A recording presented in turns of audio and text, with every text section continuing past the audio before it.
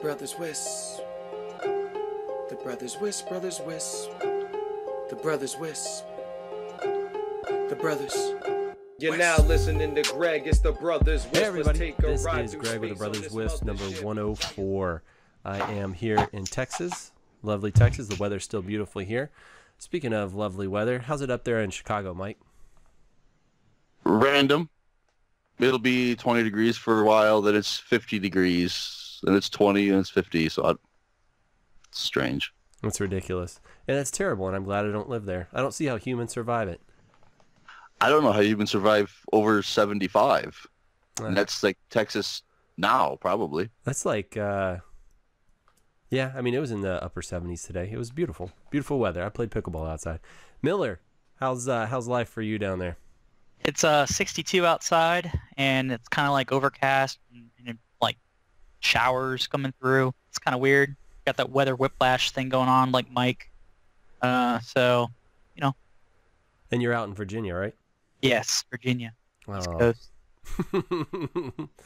the beautiful East Coast. Do you what's Virginia known for? Like, what is your claim to fame? What do you guys have? That's a great question. Cardinals are our state bird, Okay, fantastic. and there's we're the capital of the Confederacy, at least at one point, Okay. which isn't, whatever. Yeah, makes you proud but- for sure. Yeah, There's it's- lots of bridges. there's a natural bridge even. We got the Luray Caverns, which are pretty nice to visit. Yeah. Yeah, and Awesome. but we got the James River, so Okay, yeah, we've got some of those things here. The Richmond used to long be a wet things, port right? city, so We got those. I would say tobacco is one of the things that we're known for because Oh. there's a lot of tobacco money around Richmond, and a lot of the apartment complexes we service used to be old tobacco drying warehouses and stuff like that, and they've been converted to lofts. Oh, fantastic. Well, it's good to see you guys are recycling. Yeah. Let's see. Thomas, all the way from Slovakia. How are you, sir? Not bad, thank you. The weather is also, spinning around in a hot and cold cycle, so Gotcha. I'd say what temperatures, but I can't convert to freedom units from like in my head whenever you say stuff, so I don't know. I have no frame of reference. well, at least we've all given our weather report, so If Fahrenheit is freedom, what is Celsius? Communist.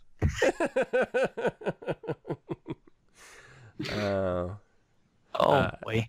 Not amazing. We'll call it that. Just less miraculous.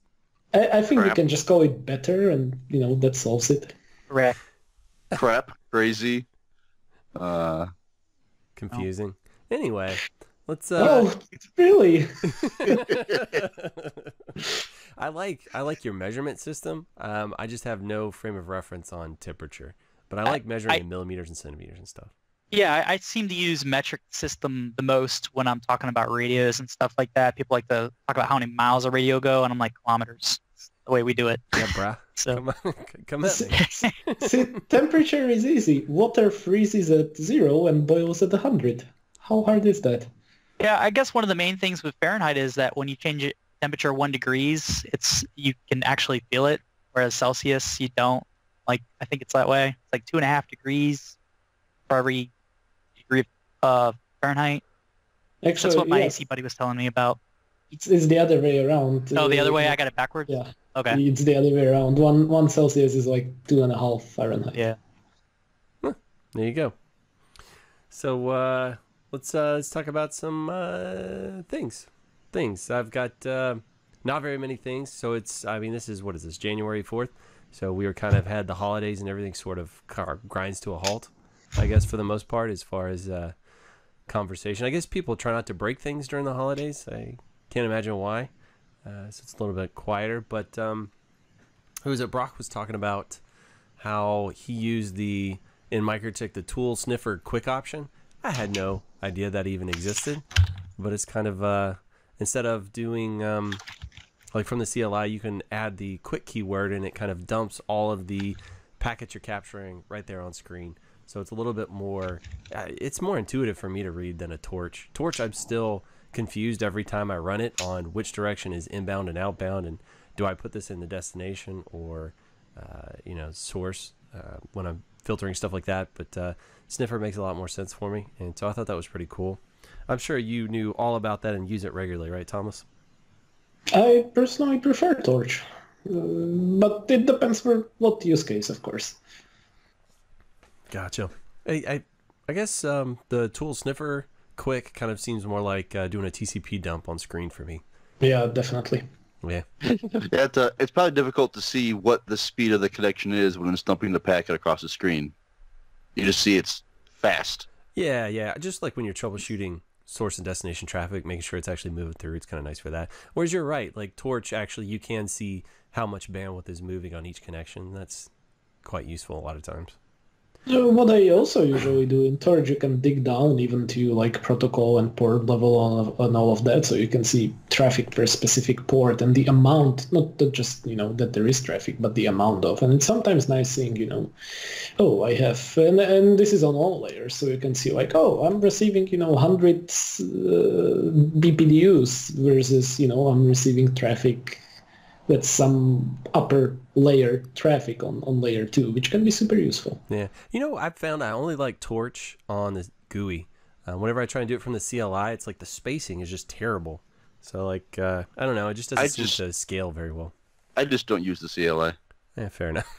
Well, sometimes I can't get to something with Winbox, you know, so it's kind of the only way I can actually do it is through Mac Telnet or something like that. True. Fair enough. Let's see, what else did we have? Chad was having VPLS issues across his network, and he thought it was MTU, and it took him quite a while to figure it out. But apparently, like a year or something like that. It was like a really long I time. don't know if it was a year. It took him a hot minute. But he found out he has a fiberstore switch in the core of his network, and he set the MTU large enough. But he found that it didn't actually take until he hit a checkbox that said enable jumbo frames. As soon as he did that, it actually adjusted the MTU to over 1500 like he was telling it, and then everything was fine after that. So yay for interesting Chinese OEM switches. That was a good one. That was a good catch. Took him a minute to figure that one out. I'm assuming he just kind of walked back the path little by little, checking MTUs till he finally discovered it was brick in there in the switch. Not exactly sure. Something else people were talking about is DACs are faster, and I had never. So DACs are what? Direct attach cables? Latency is faster. Right. Oh, yeah. Bandwidth is the same, less latency. Yes. Yeah. And I never really thought about it, right? Using because it's basically it's an all-in-one cable that's got SFPs kind of built in the end, right? And you can go switch to switch, and it's usually cheaper than getting two optics and a piece of fiber, right? Oh yeah. Like at least how it used to be. DACs were. Let's just say they were $10, while the SFP itself was $20. It's like, well, why would I buy two SFPs when the DAC is cheaper? I always looked at it as how many parts can actually fail in this cable when you're doing optical stuff. The cable could get pinched or whatever, and you lose, you know, the connection. So I always figured DACs were a little bit safer and easier to work with. It's all just like electrical, one side to one side. So. Well, also, a DAC won't give you electrical isolation, right? Because it is a copper connection between the two, whereas that's true. Fiber, you got kind of that air gap in between. Yep. So, but theoretically, if they're that close together, they're probably sharing the same power source. So, if you cook one, you're probably cooking them both anyway. So, yeah, if you hit by lightning, it's probably. But then if the single skew aspect of the DAC interests you, but the lack of electrical isolation is a problem for you, then there's always an AOC, an active optical cable. Yeah. It's the same thing as a DAC, except it uses glass in between. Costs more, but it would provide that isolation. Personally, I've always just gone optics and fiber. I've never actually used a DAC or an AOC either way. I've always just I don't know. It seems like it gives you more flexibility because I can more easily route kind of a piece of fiber than a DAC, right? That's a little bit thicker, a little bit more rigid, it seems. Or am I just dreaming? I bet it probably varies, which, Manufacturer made the cable. Yeah. So, sorry, I was gonna say something, but I just lost it. No, but I need a nap. You dingus. but it is easier to go dense with glass than it is to go dense with a DAC because DACs don't come in multiple quantities. It's just one DAC. Whereas with glass, you can do like MTP cables and things like that, where you've got 12, 24 strands in one set of thing to, route it better. I think you can usually get glass with a small enough jacket as well, so then you can, even if they are individual links, you can, shove more of them into a given piece of wire management.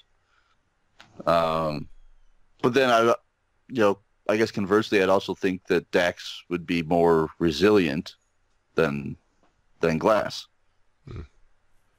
While we're talking about DACs, the UBNT, so the Ubiquity released, or I guess put in the beta store, what they're calling the leaf switch, right?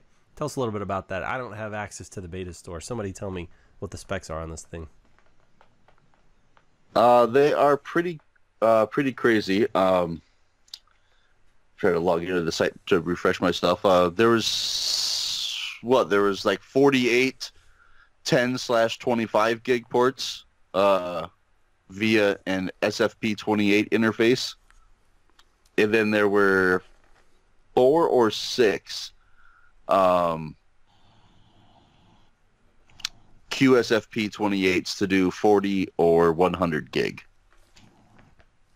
Nice. And This is still a Unify switch though, right? it is a Unify switch. So it is pretty much useless for anything serious.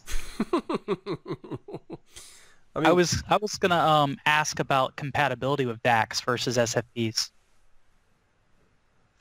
DACs are generally more compatible because most of the companies that have vendor locks don't lock on it, if it is a DAC, because a DAC by its nature is only one piece. You can't have Intel on one side and Juniper on the other.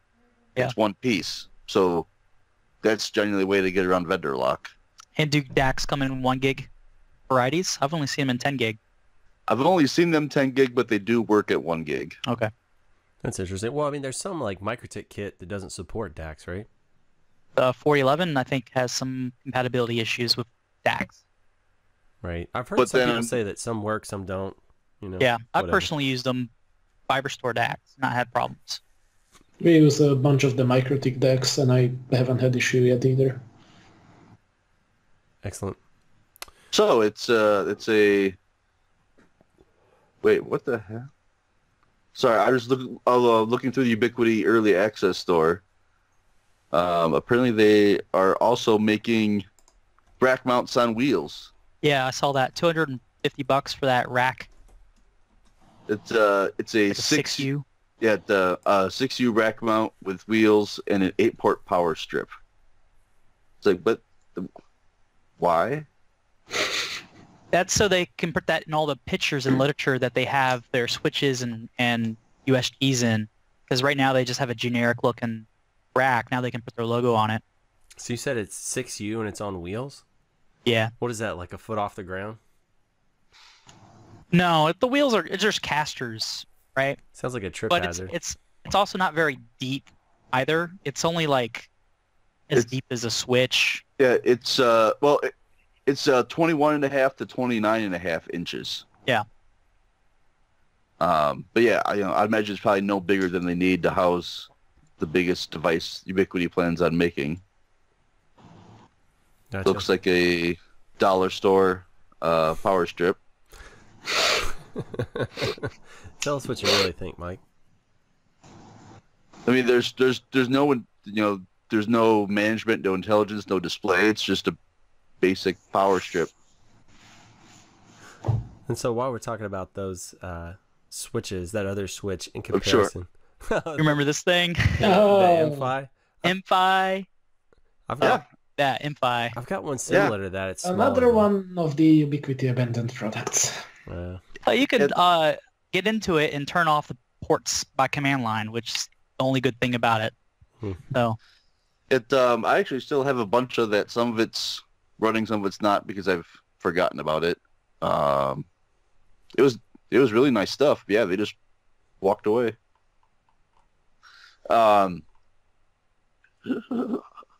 But yeah, on that leaf switch, it is 6 ports of 40 and 100. Well, 40 or 100. That's crazy. Are they saying what the price is? 2000.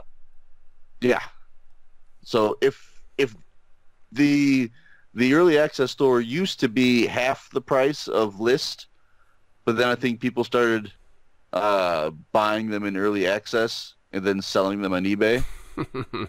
So then I thought it was so that when they abandon it, you don't feel so bad. That's cold-blooded. I know. Cold-blooded. So $2,000. I mean, that sounds like a pretty good price for something with 100 gig ports. Yeah. Oh yeah. Like if that ends up retailing for $2,000, that's probably going to be the cheapest switch in the world with those capabilities. Right. Except the fact that you have to use Unify to configure it. Right. Maybe they'll have an edge switch version of it. We don't know. Sometimes those products are mirrored, so to speak. You know, they have one that's Unify, one that's Sure. edge switch. So Right. And the edge usually is a little bit more feature rich, right? yeah, you can get in the command line and program it with whatever weird language or command line structure they have. You know? The Edge Switch series just really needs a better GUI. The GUI there is just so inconsistent and broken, and things are done differently in different sections. It's like you can see there was no one UI designer who would, make it consistent across the entire GUI.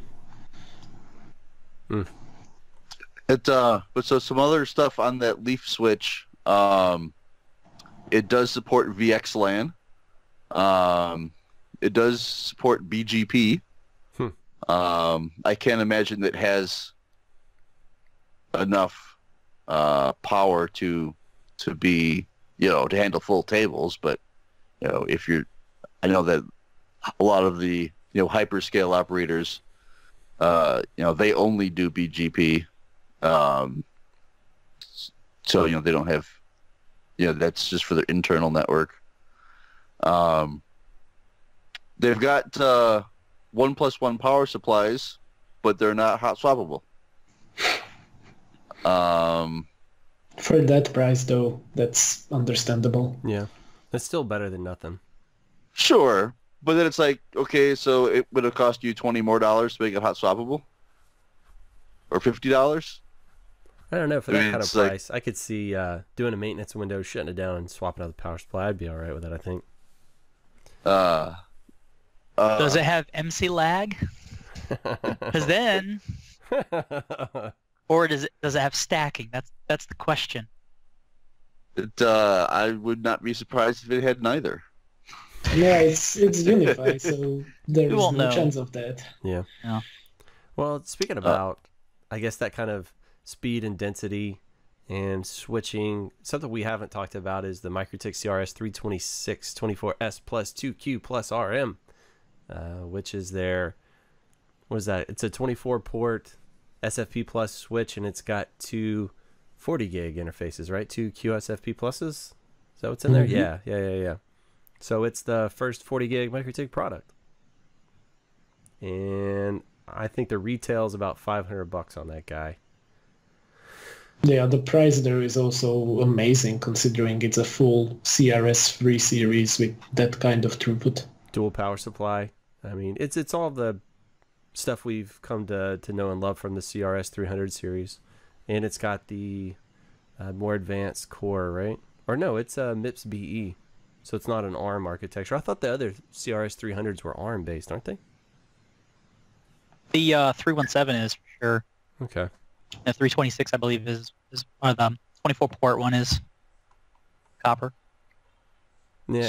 So do you suppose they have a dartboard over there in Riga that has just all of the different CPUs that they, platforms that they could put into a product, and they just throw it at it, and then, let's use MIPS-BE today? I don't know. That's isn't that the same joke we made about what the next Ubiquity product is going to be? It works. I mean, you've got they got video doorbells and it's like, what was that necklace thing that they made with a camera on it that like you audience, stream your live? Encore, something like yeah. that. Front row. Front row, yeah. It's something and that was kitschy. Yeah, the Flavor Flav clock. We need to or start camera. kind of a vendor bingo where we just speculate on the crazy stuff and see if we can get 5 in a row. Good times. Yeah, I was gonna look up to see what actually was in that 2Q switch. 2Q. Well, wrong key in the keyboard. And of course it doesn't say. 64 megs of RAM. 650 megahertz, single core. Oh yeah. MIPS-BE. Yep. I see MIPS-BE now. Yeah. So I thought a lot of the hype, at least for Andrew Thrift, was based on the chipset in some of the other 300 series. This doesn't seem to have a chip that's probably got all of the built-in theoretical capabilities that the other ones did. But I don't know. This would be more of a core switch, right? So the other one you could do in hardware, you could do DHCP snooping. What else was in hardware that was important? The VLAN filtering and things like that. That was all done in hardware. So this one, I think in this one it has to be as well. MikroTik said that all CRS3 series will support all of these features in the ASIC. So you would assume you would assume so. So I pulled up the block diagram, and it does have a standard Qualcomm MIPS-BE CPU. Then it has a switching ASIC, and I think that's the same manufacturer we looked at before.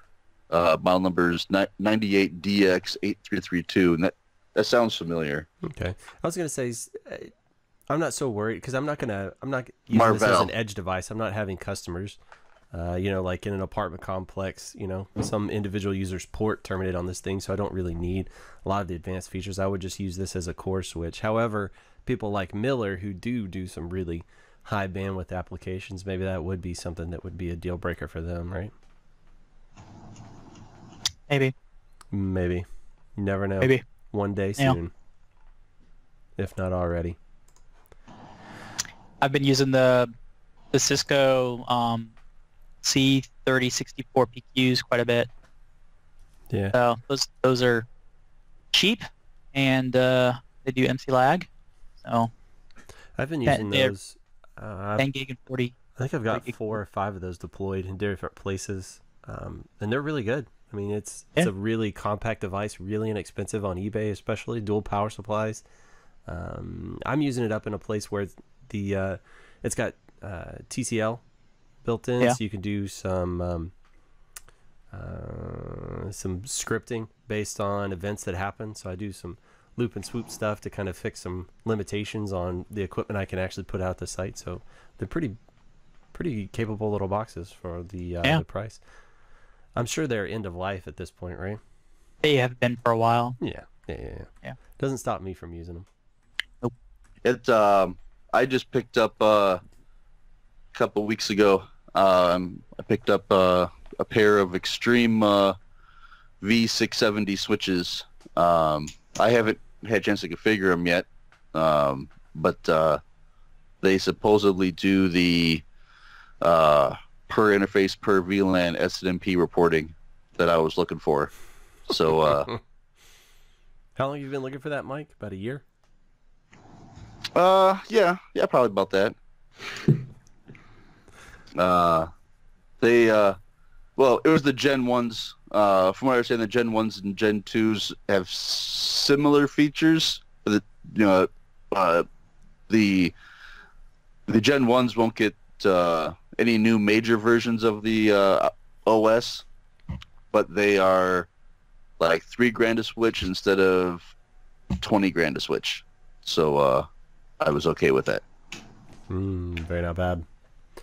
Very not bad. So somebody has something in here about separating POS systems into separate VLANs and the history of, so that's point of sale, right? So that's going to be your credit card swipes, your registers and things like that. Wasn't there just recently some major point of sale? Wawa. Who was it? Wawa, I believe. Yes, exactly. And Wawa. And that's why that's like Apple Pay as much as possible. That's like a big gas station up north, right? Yeah. Yeah. It also does like sandwiches and weird stuff like that too, right? Woogie Fest, I think or is that Sheets? I don't know. I've never been to a Wawa. I've never seen a Wawa. I just heard a guy from up north talking about him. So, anybody have detail on it? So basically, and why I get into this is there was a legislature in Slovakia that came into effect on the 1st of January. And basically any point of sale system in Slovakia now has to upload every single transaction, every single receipt to a central government, like a receipt registry. And this is for taxation purposes and checking on, basically on financial fraud. So a lot of the basically old cash registers and POS systems had to be completely replaced with the new ones which are now connected to the internet and have the ability to upload the receipts. And with this came a very big need for a lot of businesses and a lot of small shops to integrate connectivity to these POS systems. And of course, don't even get me started. This is a government project, so don't even get me started on all the crap that's been happening with it. But the point is from a networking side, and if we have time, I could go into a tangent and a funny story of how government screws everything up. But from our side, as some of you may know, before I went with Unimes, I was working for an MSP for a part of my previous life, and basically now they my ex-coworkers and friends there, they have to integrate a lot of various new VLANs and a lot of new wireless stuff to offer connectivity to those POS systems. And so like one of the first requirements is that every single POS system and every single customer should be separated into its separate own VLAN. And that VLAN should, of course, be broadcasted over a separate SSID, which is very secure, has forwarding disabled, L2 forwarding, what other vendors sometimes call client isolation, should be enabled, and all of that. So they had to change a lot of access points, they had to change a lot of routers, they had to change a lot of dump switches for managed switches that can do VLANs and stuff like that. And so basically, like anytime you are doing a POS system or a cash register that's connected anywhere, it really needs to be in a separate VLAN, and it really needs to be on a separate SSID. And this connects to the latest Wawa, deal, which basically what happened there is that all of their point of sale systems got compromised and basically infected with a card reader. So any card passing through any Wawa POS system was actually, the card numbers were leaked.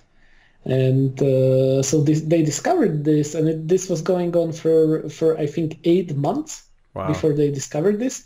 So they are in big trouble because they leaked a very large amount of card numbers and customer data, and especially in the in the US, where most of the cards are still just swipe your card and there you go. Whereas, for example, in Europe, it's mandated by European Union that any purchase above €20 actually must be authenticated by a PIN. And it must be a digital, chip-secured card that makes it. Otherwise, the purchase is simply denied by the bank. Whereas in the US, as soon as you have the card number from the MAC strip reader, then you can make transaction attempts super easily. So this is why basically card skimming is just about a non-issue in Europe. Because even if you skim the card, it really doesn't help you because those are secured by the chip and you need a PIN and many times banks even send you a text message where you can, confirm or deny the transaction and stuff like that. But that's besides the point. The point is, the entire POS system of Wawa got basically compromised through the network. So originally they compromised some of the IT ops workstations, and from the IT ops workstations they were able to spread the malware or the spyware across the entire Wawa network all the way down to POS systems, which is which is a major security red flag, right? That none of that should be possible, not just lateral movement across the network like that. And so what you're telling me is that when I visited Justin Miller last year and went to my first Wawa store, that was compromised. It depends on when this was. I think that was a while ago, Mike. That was a long time ago. Oh no, I just heard of Wawa for the first time when I was driving out there. Yeah. But actually, the same thing or a very similar thing happened to Target a couple of years back, if you guys remember that mess.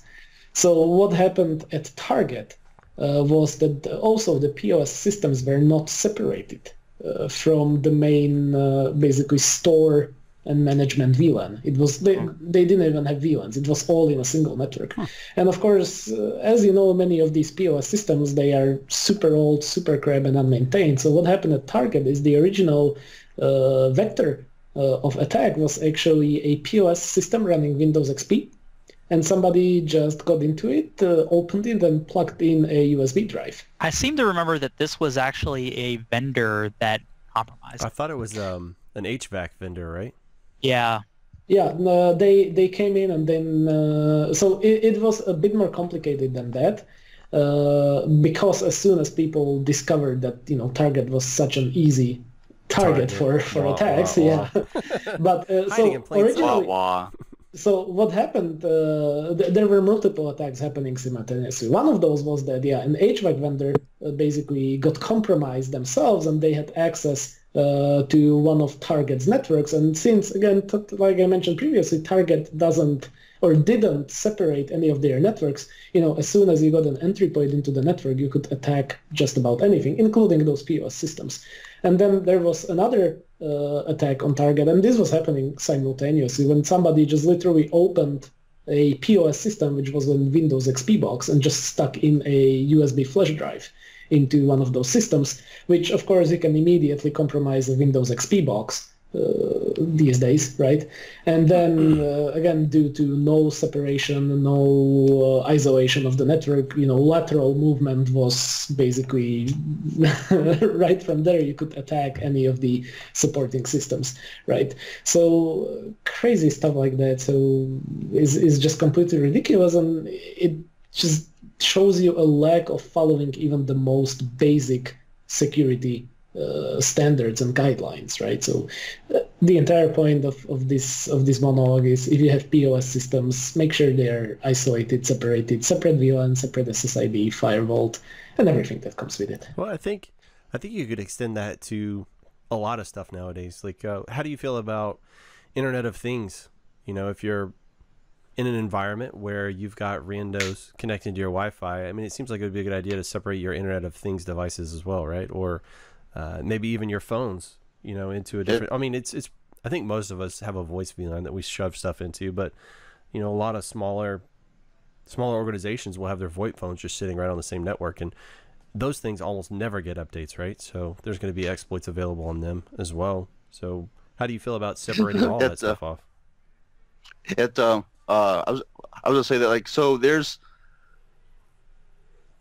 Isolating that stuff in the home anyway becomes extremely difficult if you put all of your IoT, smart, whatever devices in a separate network, because then you can't interact with them with your device. So like you can't have your smart device in a separate VLAN than your phone, because then your phone won't see it, and therefore then it won't cast video to Right, it. like a Chromecast. It wants you to be Yeah, in so it's like the same subnet.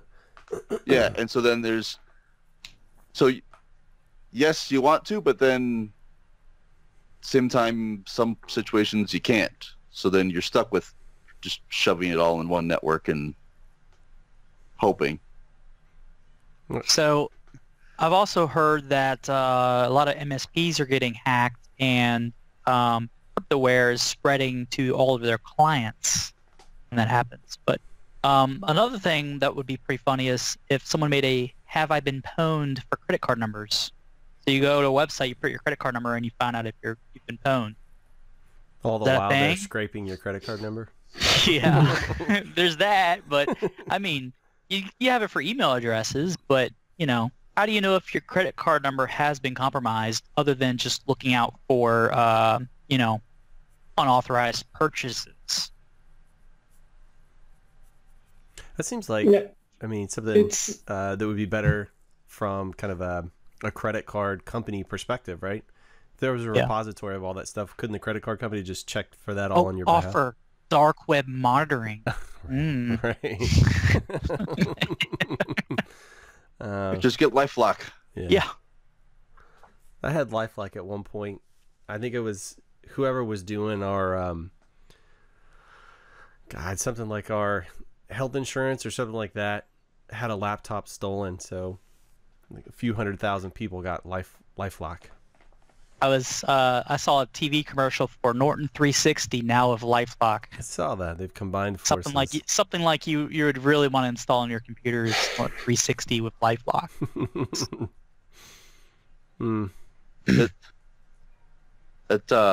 But yeah, you'll type your credit card number into any random store. So I suppose as long as there's somebody that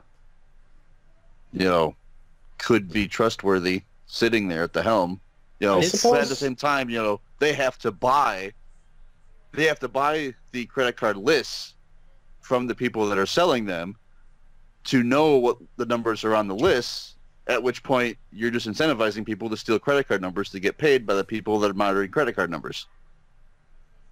The vicious cycle. That's I've been trying to use mobile payments like Apple Pay as much as possible because it does create a one-time credit card number every time you do it. So I haven't really worried about going to Wawa because I've always gone there and used mobile payments. I also like to go to gas stations where they have mobile payments, and I'll go past some gas stations where I know they're not available to go to one where I know it is. So it's also pretty convenient. I'm looking forward to the day when I don't have to carry a wallet. That's not going to ever happen. Well, I'm looking forward to the day where I don't have to ever stop at a gas station too. So that would be nice. Just charge it home. Yeah, dude. Get a Tesla. That's where I'm at. I just want to be as lazy as possible. I want something that drives for me. I am the least manly man. Just channel your JJ Boyd. Yeah. Did that fool get a Tesla? Yeah, he does. He Didn't he sign up for the truck too? Yes. Yeah, he did. Yeah. Yes. So he has one, and he's buying another one. Good for him.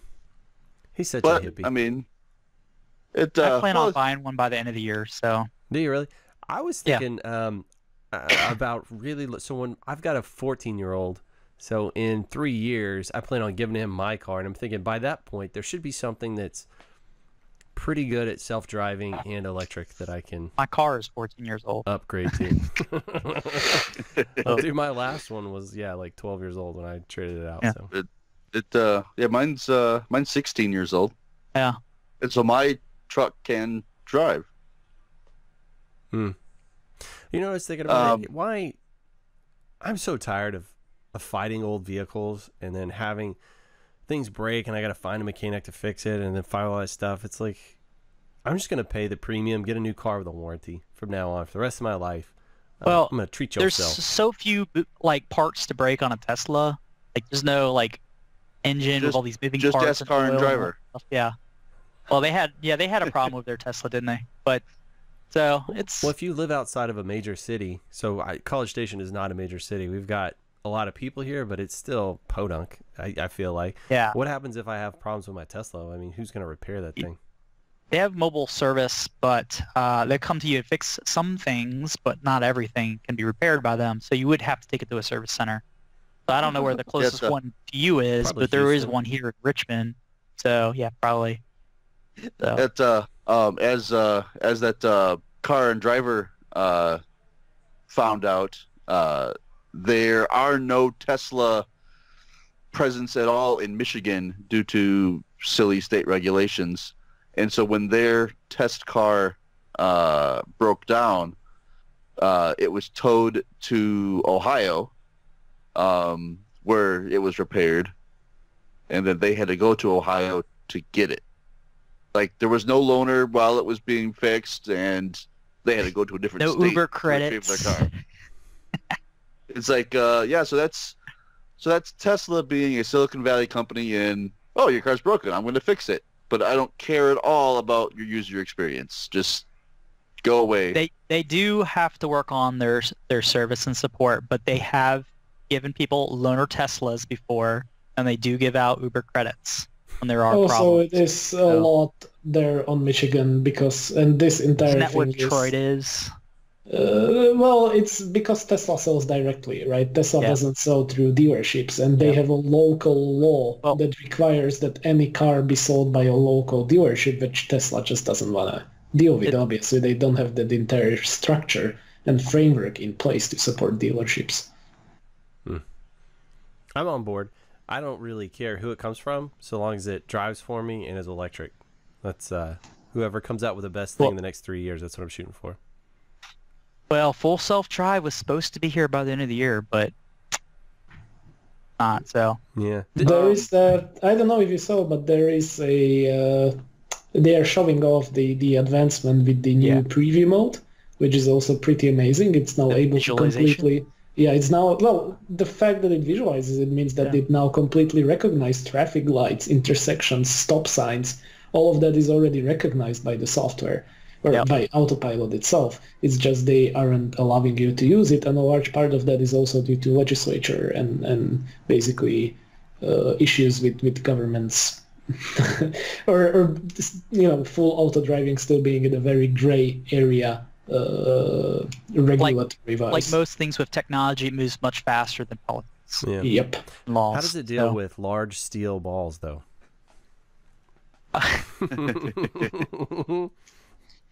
That demonstration was hilarious. I was thinking, who really...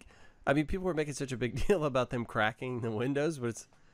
Who's going to have big, giant steel ball bearings thrown at their windows? I'm pretty sure I'm fine. I don't care.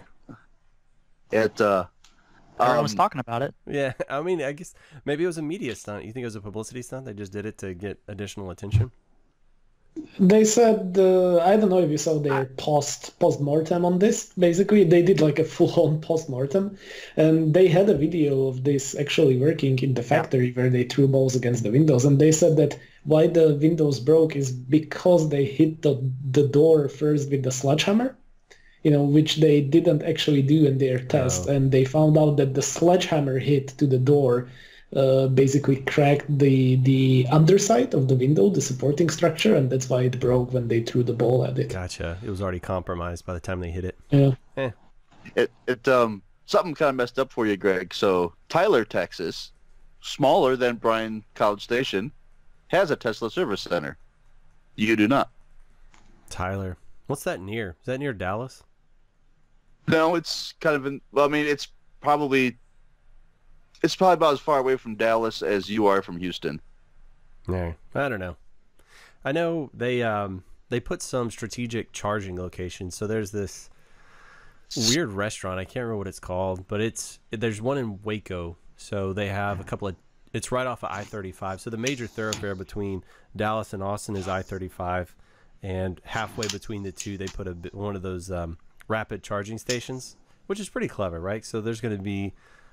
Probably the most likely people to own them are going to be in Austin or Dallas, and they're probably going to commute at some point between the two. So it's a pretty shrewd move. They have an extensive supercharger network. Oh yeah, and you can also charge with other EV stations as well. Giddings Texas, middle of nowhere between Houston and Austin, it is a supercharger. Yeah. It's like it's not, from what I can tell, it's not anywhere anything, but it has one. Yeah. I know a guy that installed one at his company and installed one at his house. Like we have a charger at our office. There you go. It's not Tesla. It's one of our employees has a Ford Fusion NG plug-in hybrid, and he charges at the office. Does he still like that thing? Yeah, he likes it. Isn't that one of the little cars that has like self-parking or something? Yeah, it has some of that stuff on there. He just hits a button and drives down, and it'll parallel park itself. That's super cute. So, yeah, Tesla has that too, but it costs $7,000. Oh, it's like so it's part of the full self-drive package that you have to get. Gotcha. So it's basically the Cisco model where you just license all the little things you want. Oh yeah. How that works is a little bit more complicated because basically the full self-drive thing that you have to pay for, it also includes a change to your onboard computer once the new units are available. There is a Tesla, basically they literally develop their own onboard computers for. Are you talking about hardware 2.5 versus hardware 3.0? Yeah, exactly. Yeah, most of the new Model 3s that are sold and all the new cars already have hardware 3 out, and they're going back and they are retrofitting 2.5 with 3.0 now. So that's happening. Yeah, so a large part of that price you pay for it's for retrofitting and for even future retrofits of the onboard computers that may be required for any advances in autopilot. So it's not just that you are paying for software features, you are also paying for literally retrofitting your car with the newer hardware when it's available. To me, $7,000 for something that's going to drive for me is a steal. If you buy a Model 3 now, it has that already in it. So I don't agree with what Thomas is saying completely, because all the cars back then that have the hardware 2.5, it was $3,000 for just the autopilot, and then there was $4,000 more to have more features. So they actually split it up. Now they're selling the cars with the auto steer and auto cruise, but to get the self park, the auto navigate on autopilot, and the one other feature, the smart summons, those are the features that you pay $7,000 for. So also including it's a bit more complicated, and also Tesla's like their business model has changed a lot over time. There's been you can see they're still figuring it out. One of the reasons why they now give out the auto steer and everything with the cars is because it's a massive neural network. So all these cars and all the miles that they drive with it, they're all learning and they're all uploading that data to the cloud or to Tesla's neural network, and it's improving the learning and making the driving better constantly. So it's kind of cool.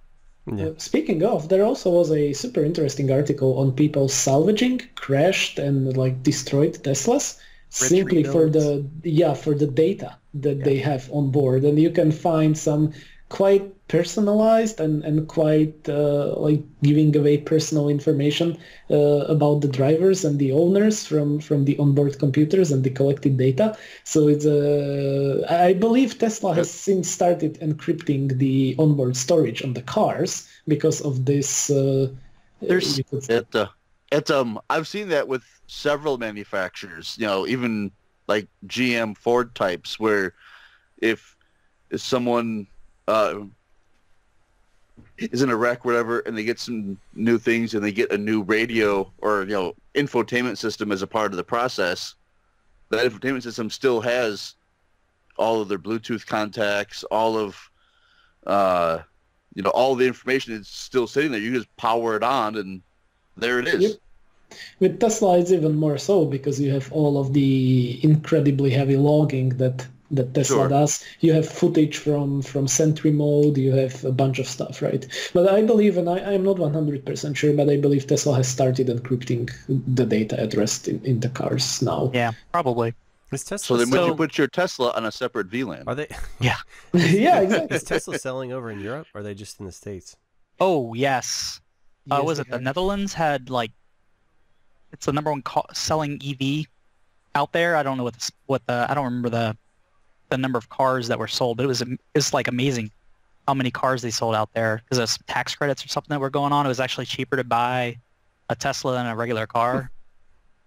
So It's the supercharger network goes all the way from Gibraltar up to well past Moscow, all the way up to into the Arctic Circle. It goes from northern UK all the way down into Israel. It's a pretty big spread. So Yeah, Tesla is building infrastructure. They have to have the infrastructure in place before they can start selling cars, right? So they are investing heavily into the infrastructure. If you build it, they will come. yeah. And So one of our mutual friends, I'm not going to say who because I told me this in confidence. I don't want to. You don't want to out him? I get it. I don't want to out him, but he bought a Tesla battery pack. That runs it's like 440 volts or something like that, and he's using it at a cell site, and he's got solar, and he charges it, and it's giving him 10 days of battery backup for his tower site. That's pretty good. He buried it in the ground. It's pretty cool, So To prevent would-be thieves, is that the idea there? well, it's a big battery pack, and if it had a problem and caught on fire, and also temperature-wise, it's going to be more stable. Yeah, it will be. But- That makes a lot of So sense. it's kind of cool. Yeah. You could buy the battery modules from a Model S for about $1,300, and it's a 24-volt battery pack, and it's a 5 kilowatt-hour battery pack, which if you're running 500 watts power, that's about 10 hours of runtime if you run it all the way down to 0. So that's pretty cool. It's the cheapest way to get 5 kilowatt-hour capacity right now. That's interesting.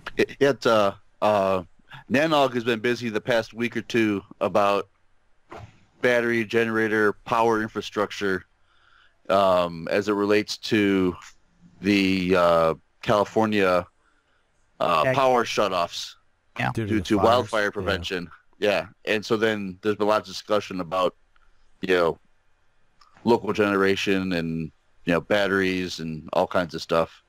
It's, as is typical for Nanog, you have some guys that know exactly what's going on and the other guys, they're just stop responding, please. Oh, man. So we just had Christmas for those of you that celebrate Christmas. We had New Year's. This is the beginning of 2020.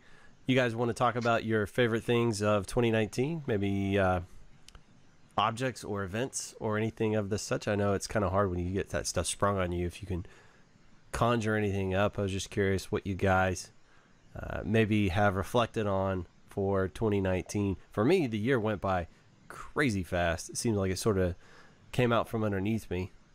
So I'm not sure I have a lot of stuff. I got a new pickleball paddle. That's pretty baller. It is baller.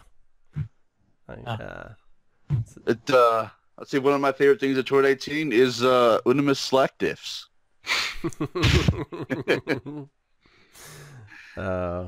I just like, well, you know what? Maybe that's one of my favorite 2019 things because we installed it and started running it in 2019, and it's pretty baller. I've used it a couple times now. Well, you know what I mean. I use it all the time. Like, it's always backing up and stuff, but I'm like, something failed and we had to replace from the config a couple of times now, and it's easy as pie. I was pushing to get it at the end of the year, and I didn't quite get there, but we're going to buy it probably this week. So that's cool. I was going to use it the other day. I was like, why is this config jacked up? Let's go back to Unimus.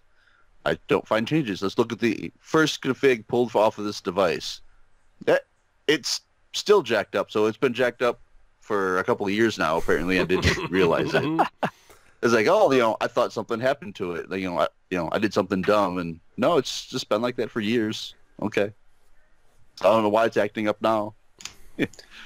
Speaking of the Slack changes, actually, I have to admit I was completely wrong because I thought this was not really needed. We already had email configuration change notifications. And I was completely wrong. The Slack config change notifications are amazing.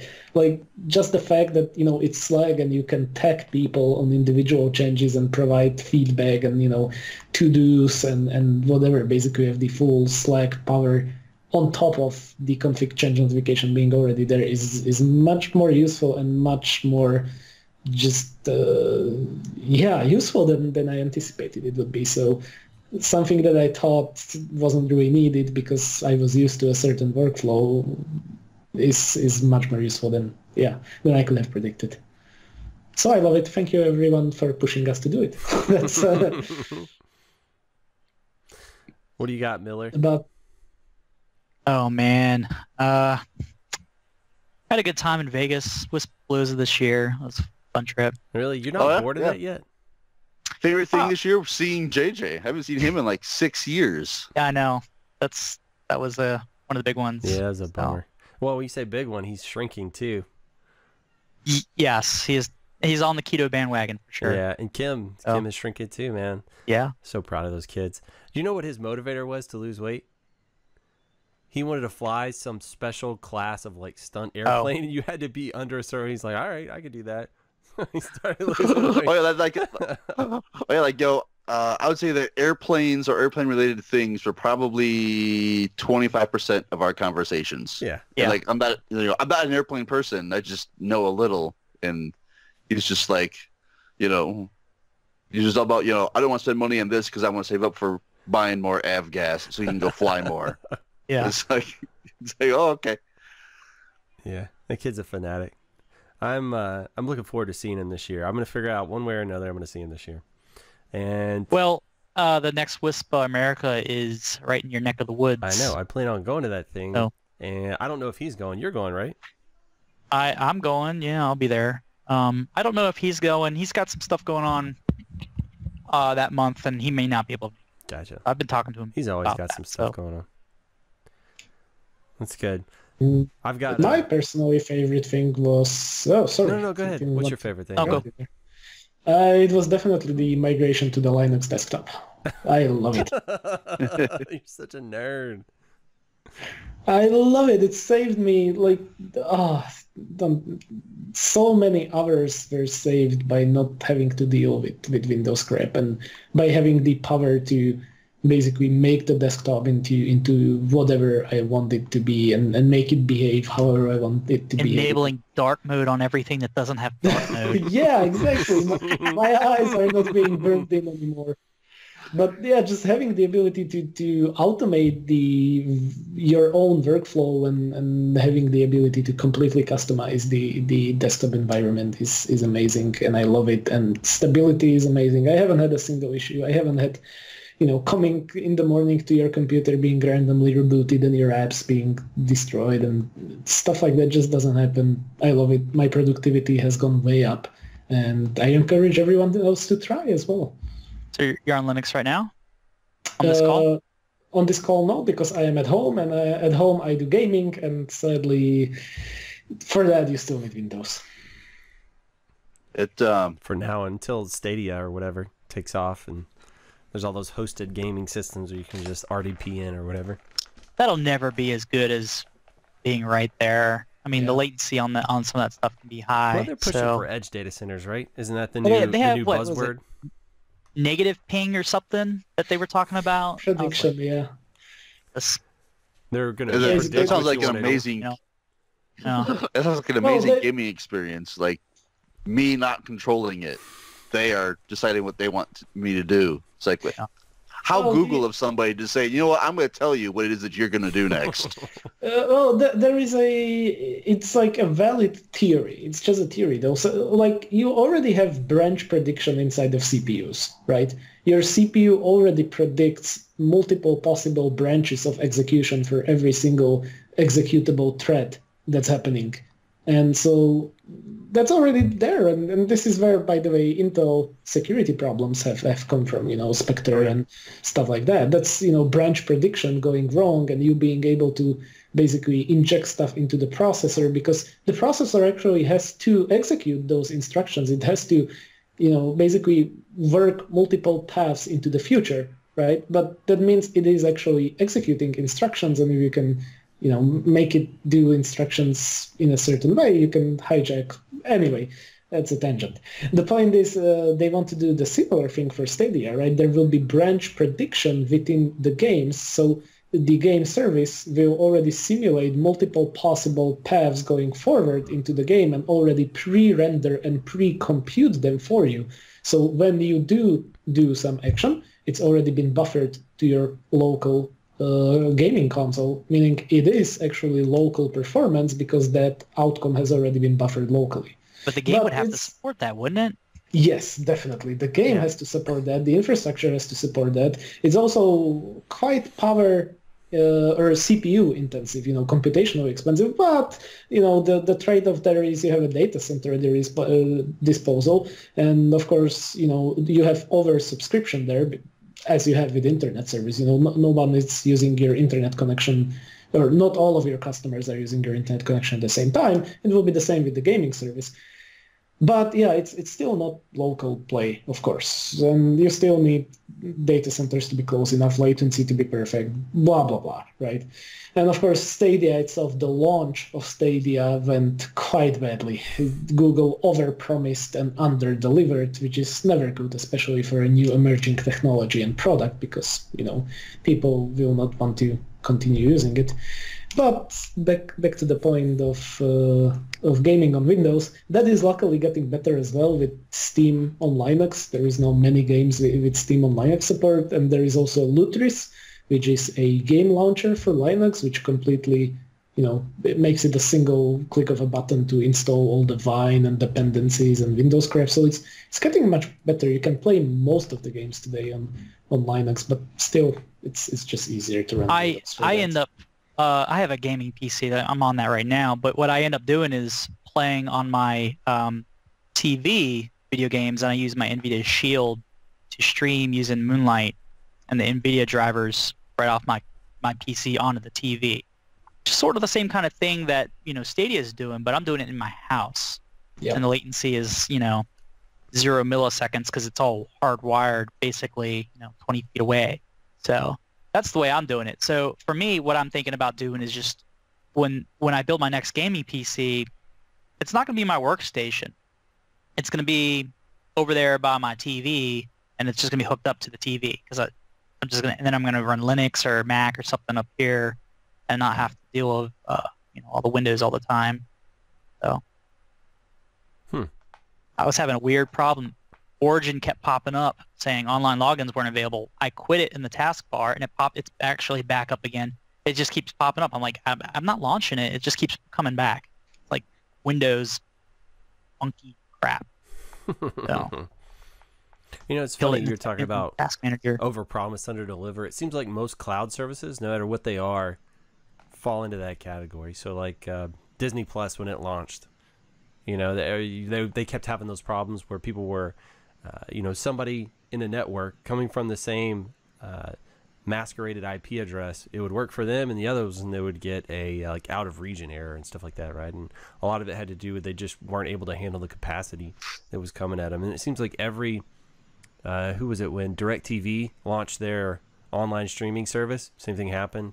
They just weren't prepared for the capacity. It seems like no matter who you are, no matter how big you are, they always seem to underestimate that initial influx of people. And I guess, you can only test a system so much until you throw an insane load at it, right? And people are really good at breaking things in interesting ways that you didn't plan for. So I guess maybe that accounts for it to some degree or another. Well, for Stadia, it was not a infrastructure problem, it was a technology problem, right? They were promising crazy performance like 1080p at 60 FPS, easily, right? 4K at 30 FPS and stuff like that. And the delivered experience was much more worse. Like there was serious artifacting going on. There was serious loss of visual quality, and, you could really see the compression artifacts inside of the image. And you can see what was the worst of it was that actually games weren't running at highest available graphics settings, and you can't change that in Stadia. So like you got a game that was 1080p technically 60 FPS streamed, but it was medium graphic settings, and people were like, I know this game, these games look better when I'm running them locally. So, it was like multiple complete failures in messaging or in managing expectations from Google on this, because then you can see side-by-side comparisons on games that Stadia supports, and they do look noticeably worse because of those compression artifacts and the lower rendering or lower graphics quality settings that Stadia uses. So what are you playing these days? I have so little time. I am playing. Figured. Yeah, I'm playing. So currently, I'm playing Path of Exile, which is a super fun action RPG. I'm playing Factorio, which is a build factories. Yeah, build factories and stuff like that. I don't play League of Legends anymore because I don't have time. I used to be quite good, but I don't. Yeah, just no time anymore. And I think honestly that's about it. I would play more, but time is just so limited.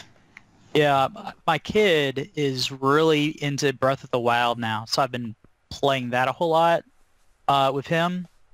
But when I play my own games, it's I've been playing Jedi Fallen Order, and I'm thinking about going and playing Witcher 3 because I just watched the Witcher TV series, and now I'm really interested in the Witcher stuff. So thinking about going back and playing that. I heard that's a phenomenal game. The Jedi, so. That's the new first-person shooter one, right?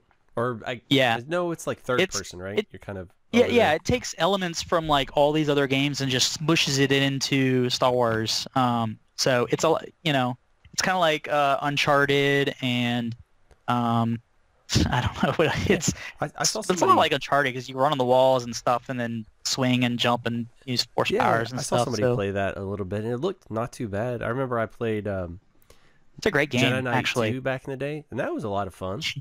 Yeah, that was fun too. It seemed like kind of reminiscent of that with some other stuff thrown in. So it's a single player game, which is not very common these days to get. So.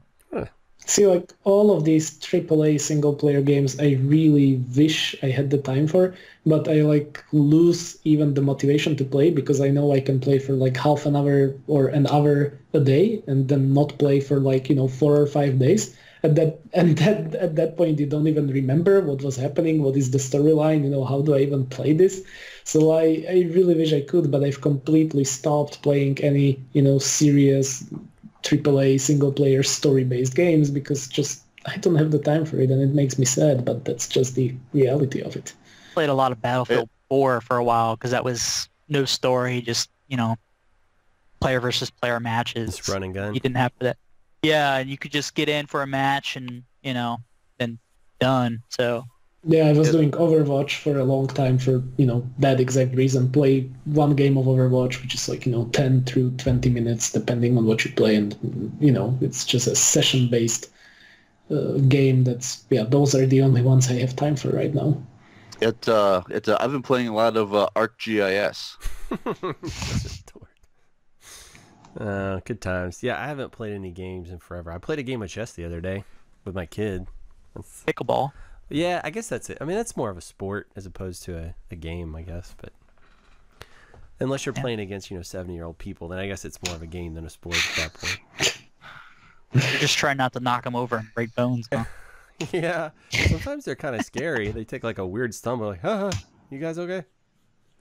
Oh, jeez. I was playing this morning with some older folks, and sometimes it's all I can do just to not get bored and start looking at other stuff. I don't know. Try and be nice and stand there and hit it back to them and not hurt them. Whatever.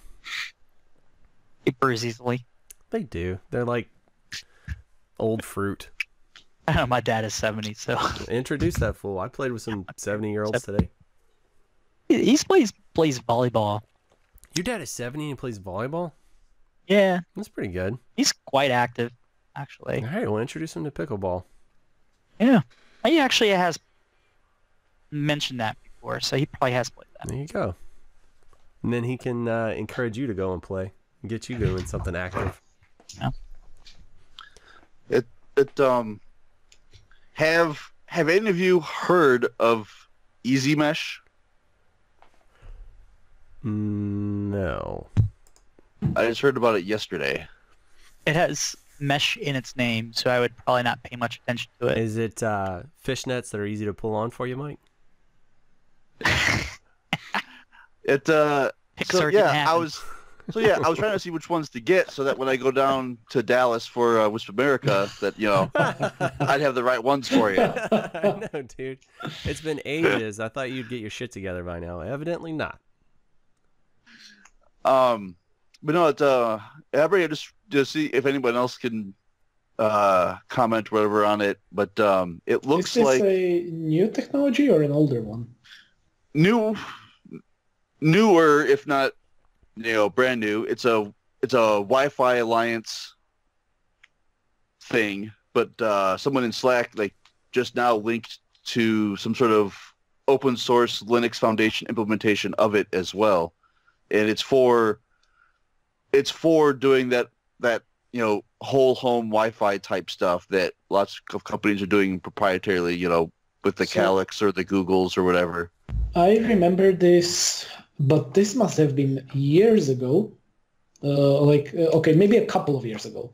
I remember this that people were using this with OpenVRT on Asus and TP-Link and whatever routers. When OpenVRT had, I don't know if it was called EasyMesh, and I don't know if it was Wi-Fi Alliance standard base, but I remember this being popular, and on high-grade routers, you could just basically sideload and switch to OpenVRT and then just press a button and it would mesh between the vendors. So you could have a TP-Link, a D-Link, an Asus router, load up OpenVRT, press a button, and it would mesh. So maybe it's the same thing, but as I said, that's a couple of years ago.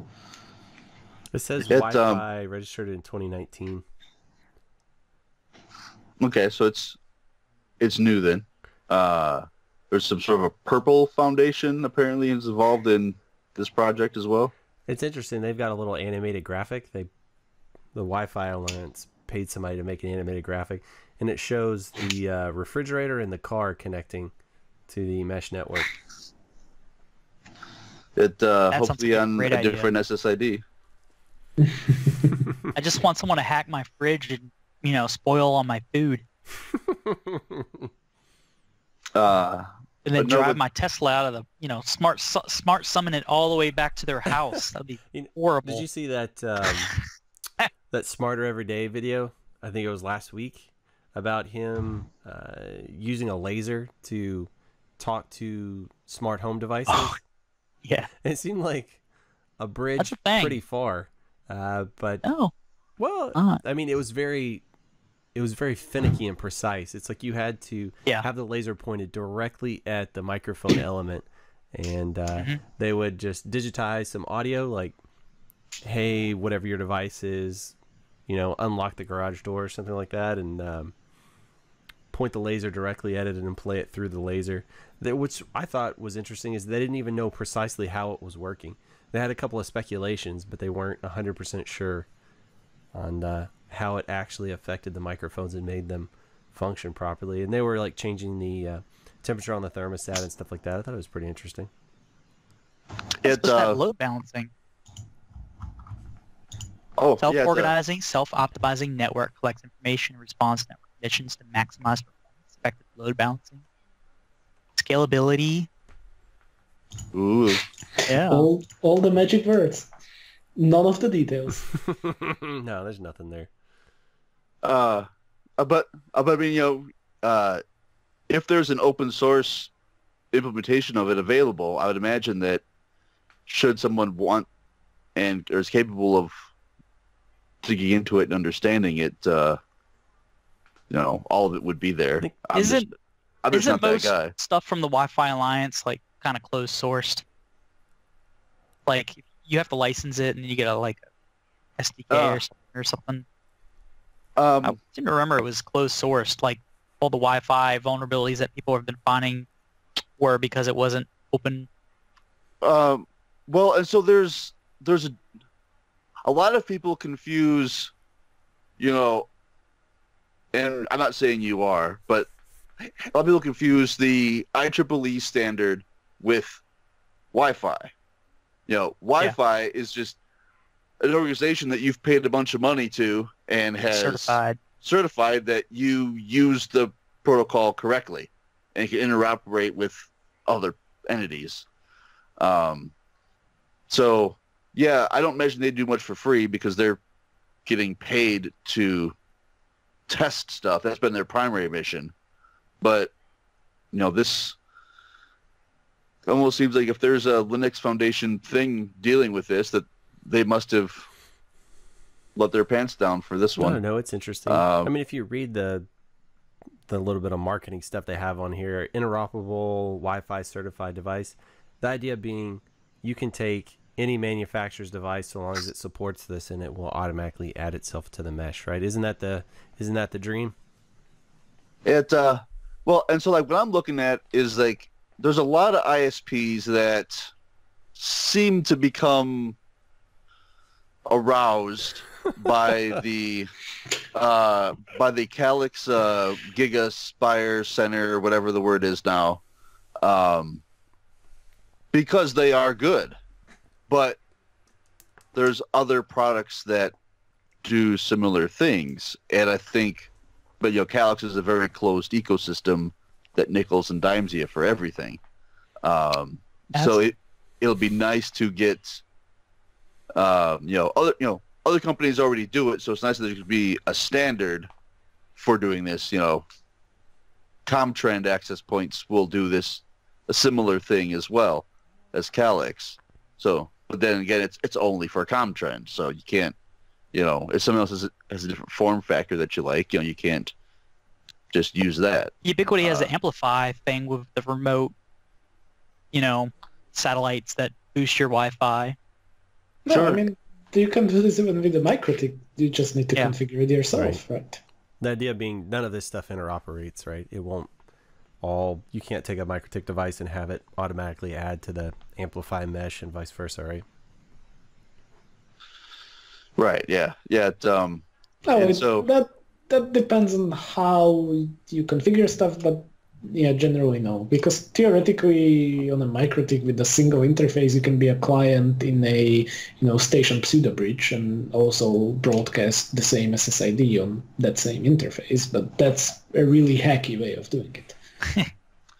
But as I'm going, just kind of skimming through this PDF that was dropped in Slack a few minutes ago, it's talking about interference mitigation and things like that. So it sounds like the access points talk to each other, figure out which ones have the right SNRs, and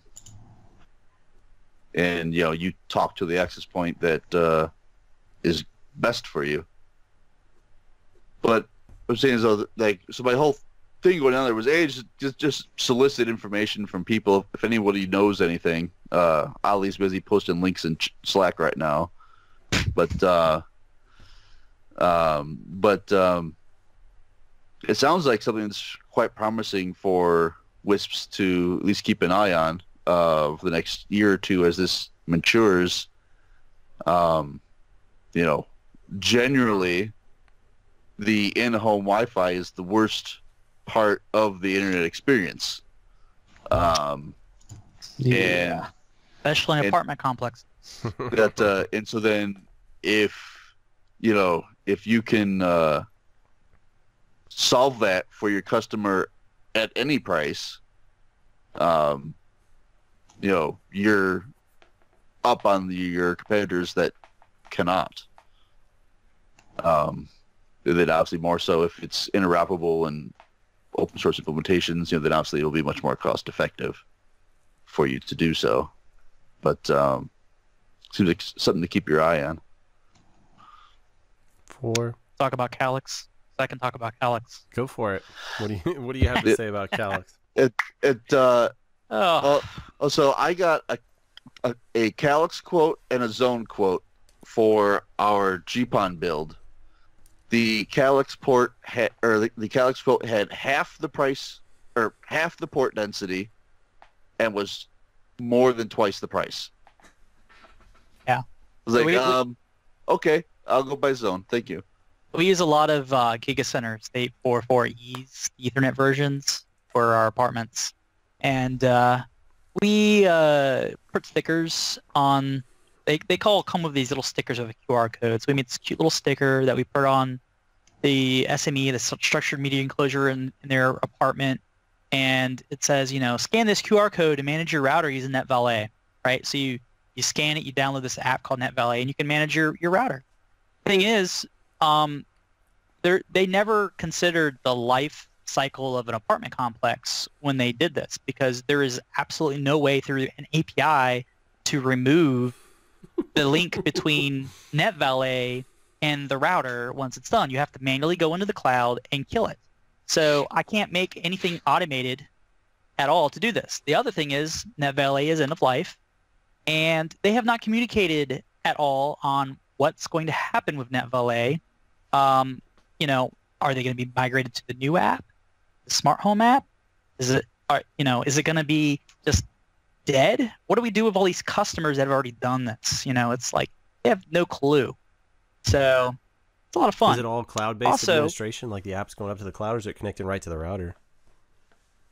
It is cloud-based communication Okay, so to the router. It's TR69 communication channel with the routers. So if they just decide to discontinue the cloud piece, then you're going to have a bad time. It's TR69, so we could use something like Genie ACS or something like that if we really wanted to. But the other thing... I'll say, in my conversations with a few different people, Calix they do have TR69 capability, but they've neutered a lot of stuff so that if you really want the juicy bits, you have to use their pay per customer per month cloud service. Yeah. And they have two different levels of that too. So they have like a light version and then like a heavy version, and the price is both heavy on both. So it's on my quote for 1,000 subscribers, you're looking at about $10 or $10,000 a year. Yeah. Just for the cloud service, Yep. not including buying the device. And it's, from what I understand, it's just based off of an older version of the Fine Point ACS. They kind of OEM'd it from, forget the name of the company. But and so then they kind of forked it from that point. So they have lots of Calix special features, but then the original company that they forked the product from has continued to develop. It's not feature parity, but they have stuff, and the product is significantly cheaper. Significantly cheaper. And is it compatible? So with Calix, there's difficulties.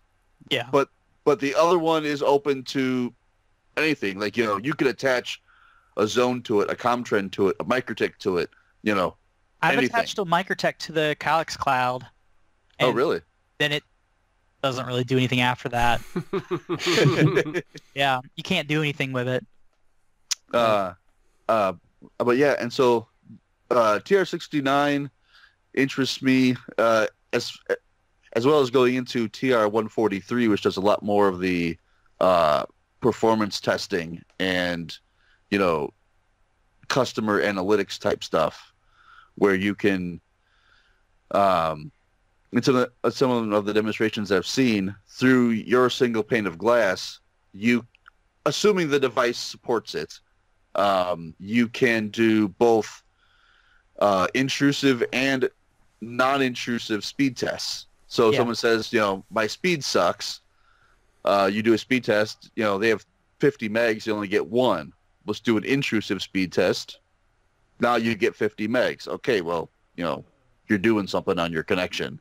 And it's in a pretty enough interface where a CSR can do it. I wouldn't give a CSR torch, but this is just fine for a CSR.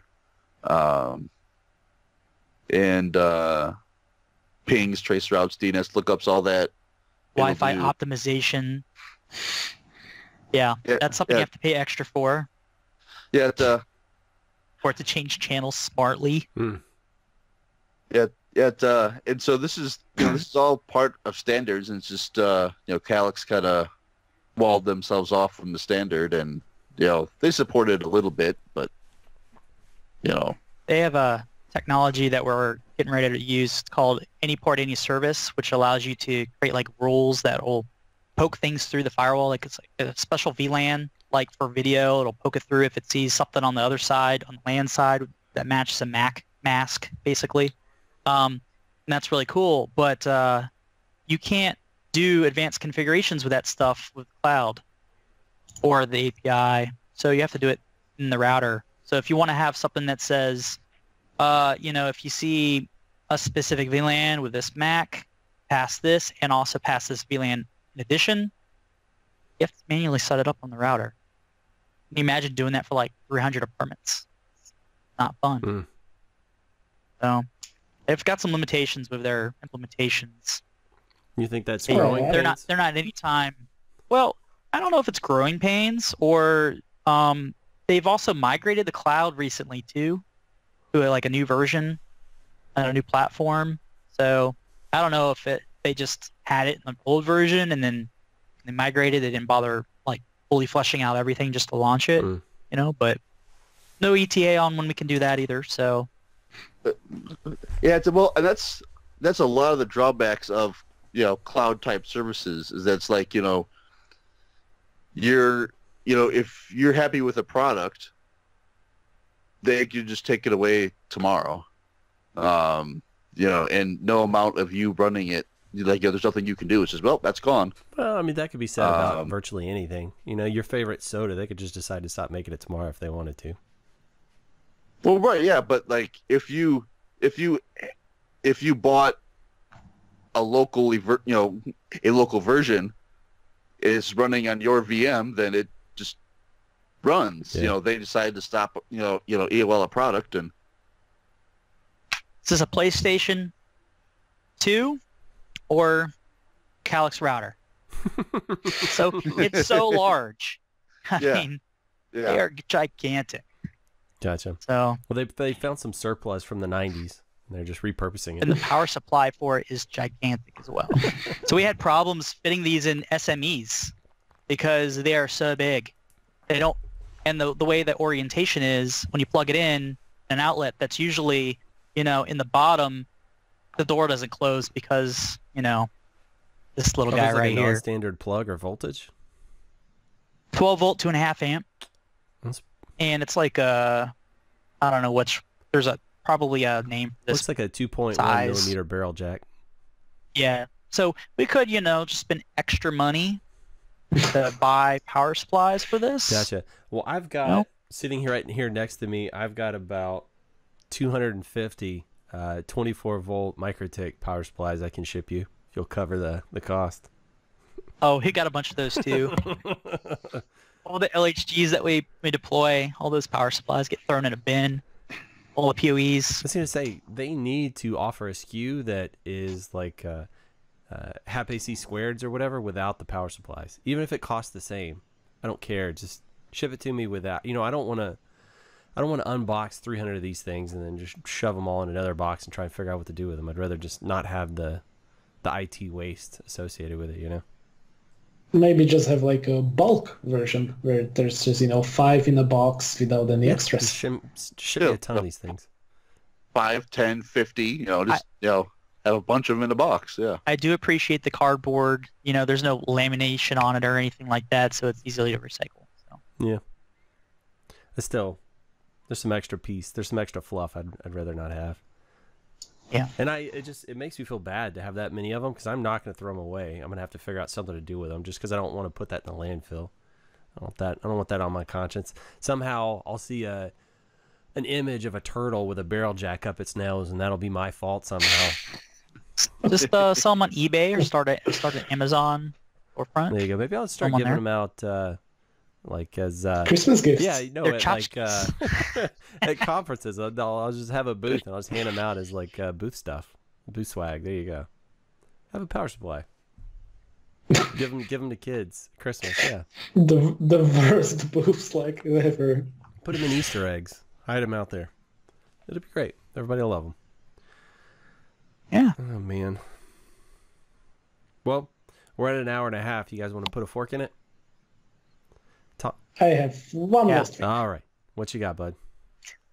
So I suppose most of you here know about Netbox. Maybe not all of our listeners do. So we built a new server room because we needed, basically our plan is to put one device of each model / brand / vendor that we support. And as you can imagine, that's a lot of devices supporting 140 vendors at this point. So we needed to build a new server room. So we built a new server room, and now we have 5 42U racks dedicated just for labbing equipment. And we are buying, all super cheap eBay, secondhand, old equipment just to, give it a home and have it as a lab / testing point for our developers and testing and stuff like that. You should put a wish list up of all the gear, and if somebody's got some old piece of equipment, they could just ship it over to you. I thought about that. The problem is that shipping, from US to Europe for these things would probably be... We probably have listeners in Europe too. You dingus. And your blog probably has people in Europe that look at it and think, oh, I could just ship this guy a thing. Yeah, so, okay, we'll do that. But getting back to the point, so yeah, we've now got a new server room, and of course the server room needs wiring, electrical stuff, uplinks, all kind of stuff. And I've been using Netbox just for basically modeling or planning and designing a server room, and it's been going So you've been modeling? Yeah, modeling a server room in Netbox. Yeah, I know a Slovakian model. There you go. And it's also, and it's online, done at the computer, all of that. So basically, that's for those of you that don't know Netbox, oh my God, I feel like it's a rabbit hole just as big and complicated as almost as NetXMS using Netbox properly. It's again a open source software which documentation is, oh my God, horrible. And getting into it properly and learning all of it is a nightmare, but that's just the open source life. My rant there before that I did on this fully applies to Netbox as well. You didn't choose the thug life, it chose you. I get it. So it's a complicated open source software with a huge barrier of entry, but once you know it, it's amazing. We've talked about this before, I think. So what Netbox is a DCIM software, data center inventory management. It's amazing for either documenting and fully, maintaining documentation to your data centers, to your racks, to all your devices. Or for my use case, what I've been using it is planning a server room. And it supports all kind of fancy things like, you can completely design your power distribution layer to all of the racks, and you see utilization on each phase and stuff like that, because we have 3-phase input into the server room. It's just not reliable. Yeah, my stories about power here. But then again, we've got redundant power supply. So we have 2 power supplies in each rack, each coming from a different phase, and each going to a, I can't imagine you leave all that on all the time, though. Yeah. No. We'll automate it and we'll turn it on and off depending on when developers need it and when we are doing compatibility or load testing and stuff like that. So it will be fully software driven and automated to turn it on and off. With NetXMS? Probably so, yeah. NetXMS will be the front end for... And these. Lots and lots of M5s. Not quite those, but yeah. What power having the physical stuff, it's a departure from how you guys have been doing it, right? Haven't you been doing all virtual versions of the hardware? So what we virtualize, of course, but as you can imagine, many things you just can't virtualize because the vendors don't support it. And also, virtual doesn't have all the quirks of physical equipment, right? Like the slowness and the different behaviors of various NOSs, network operating systems and stuff like that. In virtual, it's different. So we need actual physical infrastructure to to test on and validate against. Yeah, and you know what?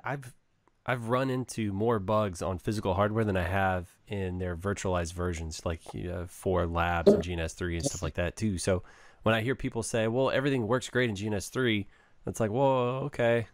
You know, that doesn't necessarily mean you're going to run into this weird Ethernet problem you have with the mimosas on the bees or whatever. You know, you're not going to see that in your you know what I mean? It's like sometimes there's interesting things in virtual, or rather in physical equipment, that you're going to run into, I think. So I think it's cool that you're going to pick up a piece of kit off of everybody.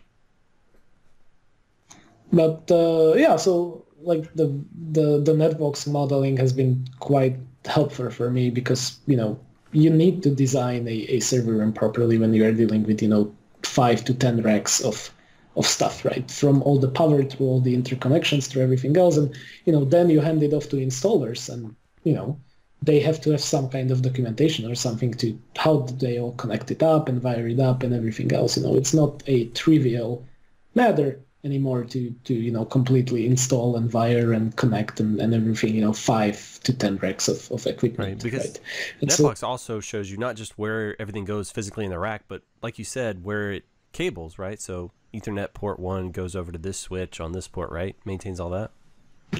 Not just that, you go all the way down to like patch panels and every individual port and front and back of the patch panel, where it is supposed to connect to and how it is supposed to connect to, what kind of cables, you know, what speed, what wiring standard, basically everything you can do in Netbox. And like I said, it's a rabbit hole. You know, there is so much stuff you have to click through. There is so much stuff you have to model there. There is so much stuff you have to create and do.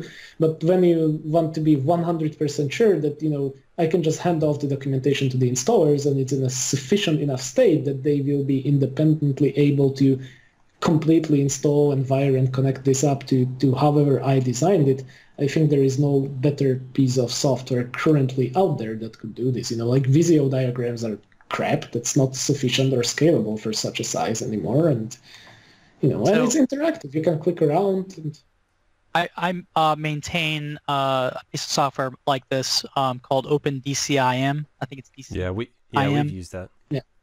Yeah, for our data center, and it's very similar. It does a lot of that same stuff, but it's probably nowhere near as nice as this. So.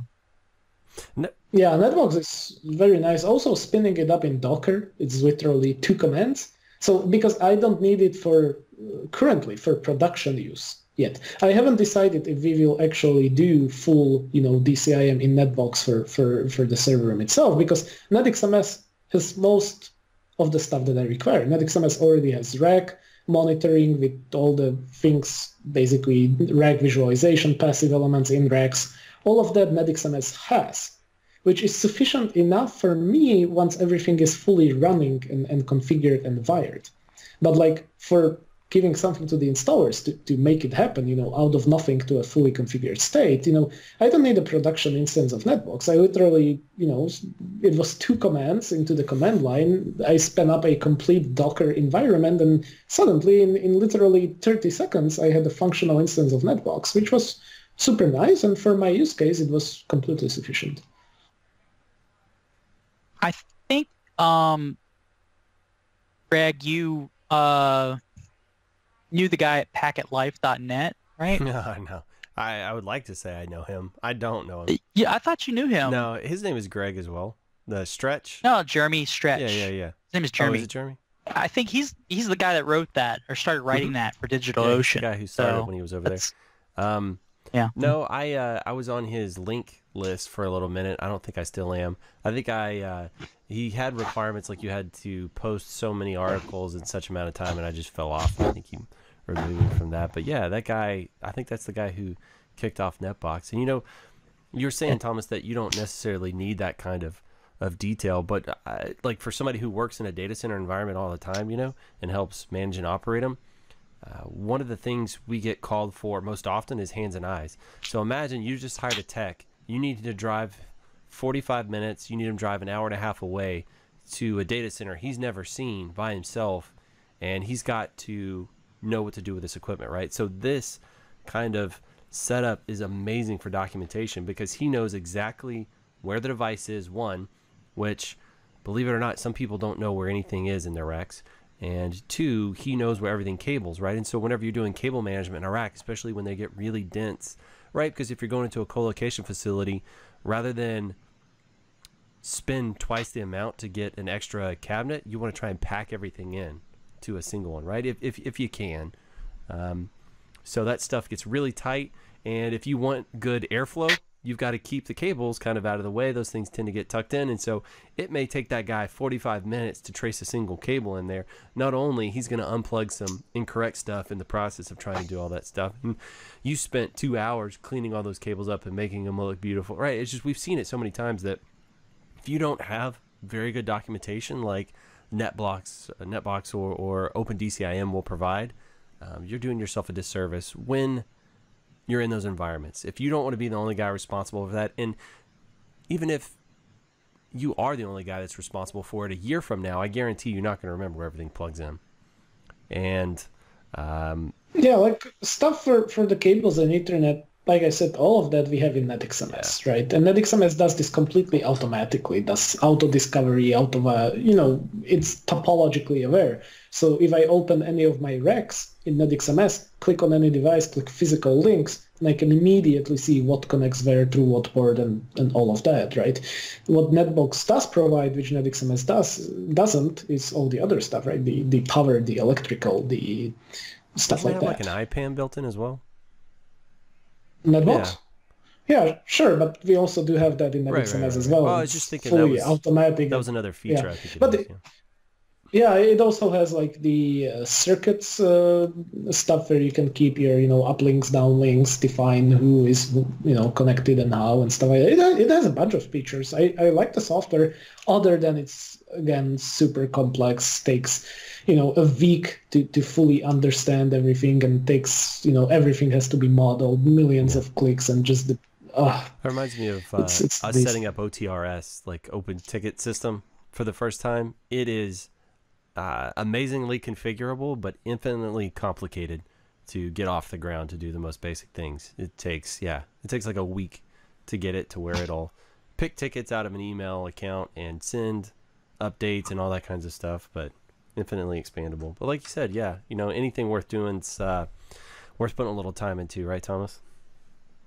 Yeah, so it's the usual open source time sink, and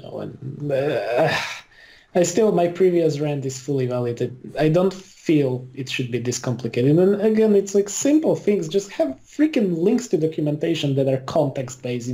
If I see like power distribution and a power board, what's the concept of a power board in Netbox? Well, have a question mark or a link right there for me but no, and don't get me started on Sounds like you just need to switch to Windows, bud. Yeah, sure. I think life would be a lot easier. You just double click on that the exe and it takes care of it for you. Yeah. We'll just have to wait for him to write something better. Well, I would argue Unimus is better. We have context help everywhere. We have question marks everywhere. Like a better Netbox, Oh, Jesus. It's open source. You can get in there and just fork it and make it a paid-for version and simply add the documentation to everything. That's the only thing you're paying for, right? Software's free. Documentation costs money. Yeah. There you go. Which many times is probably then worth it, because the software, there's so many things I've looked at. I've been I spent like a week trying to get started. I'm like pissed on it. I'm just gonna move on. Good times. Anyway, that was my thing. Netbox, super useful if you have the time. Definitely recommend checking it out, considering if it's for implementing and for designing. It's really nice. Very cool. Very cool. Any resolutions you guys have? I don't do resolutions, so I was just curious. Oh, this is 1080p. Jeez. I want to upgrade my projector to 1080p. I've got a 720p, 7 years old projector. I don't have a TV, so I want to upgrade my projector. What did Alex say? It must be DNS Appreciation Day because I see a lot of resolutions. Or yeah. That that post, I shared it all over. That injured me. And like a piece of me died that day. It was really bad. Alex. but like, I mean, we got like there's so many reactions to that. Like so many groups I shared it into. There was 100 plus groans at least for every group I shared it to. It was pretty He's intense. a dad of the highest caliber, no doubt there. Wow, there's 28 shares, and I don't think that was. I probably only did 5 or 6. Howdy. So yeah, that was painful. A lot of people shared that out. I think I have PTSD after that one. It was pretty rough. I made it through. I don't know how, but I made it through. I have PTR. Oh, I hate you. Anyway, let's stick a fork in it. Mikey, if people are gonna get a hold of you, how do they do that? Patreon.com/thebrotherswisp. Because I'm busy, so someone else will answer it. You got it. Miller, what's the story? Slack. Get on the Brothers with Slack. It's the best way to get a hold of me. All right, you want to plug your blog? I also have a blog. Yeah, I have a... Mike, you missed my latest blog post. You didn't make fun of me for the amount of time that's elapsed since the last yet, but I recently did a blog post on it. It's dynstatic.net, dynstatic.net. Baller. It's about getting fast CGI with smoke being running. And you've got a whole new layout and everything. Oh no, it's the plugin or the theme has changed. Sure. It's the same theme, but when I update it, it looks different every time. So I'm like, okay, whatever. It's still clean. I'll let it ride. For sure. Yeah. Unlike us, This is your first home widget box. This is your second home widget box. This is your third home widget box. What are you talking about? Dynstatic.net. I think it's just the basic theme. So Jimmy and I are updating I say Jimmy and I. Jimmy's doing all the hard work. He's updating the server infrastructure on the back end. He's going to do some new load balancing stuff in the front. And I think in the process of that, we're going to go ahead and upgrade the theme on the Brothers Wisp so it'll finally look different. Splitting this out. I think we're getting a little bit more storage because we've got, I don't know, what is that, like 105 episodes or 105 things up there with audio, and it's all starting to kind of pile up over the time storage wise. So I got a little bit more. I updated my blog when I logged in to do this post, and I guess the home page changed. So it's some placeholder bullshit. Guess I'm going to be working on that tonight. Yeah, you should fix that. All right. Oh. All right, Captain Unimus, how are people going to get a hold of you? Yeah, as usual, just Google my name. I'm easy to find. All the social networks, all the crap. But easiest, as always, unimus.net. We've got live chat right over there. Just ask for me. I'll be there. Always pushing the live chat. I like it. Always be... Oh, you asked for the easiest way, so it's the easiest way. Oh, easiest for you. What's the most convenient for you, not for them? Duh. I think that's the most convenient for everyone. All right, fair enough. All right, good times. If you want to get a hold of me, it's greg@gregshole.com, where I very occasionally blog. I always say the same thing, and yet I don't blog that occasionally. Anyway. Well, it's more occasional than Justin. Well, there you go. So, doesn't even know his was my broken. high water mark. I just hit preview. So if you click on the about thing on there, it you get to it, but my home page is gone, so it's yeah. Debian Buster. I hate the Debian naming. Just stick with the number.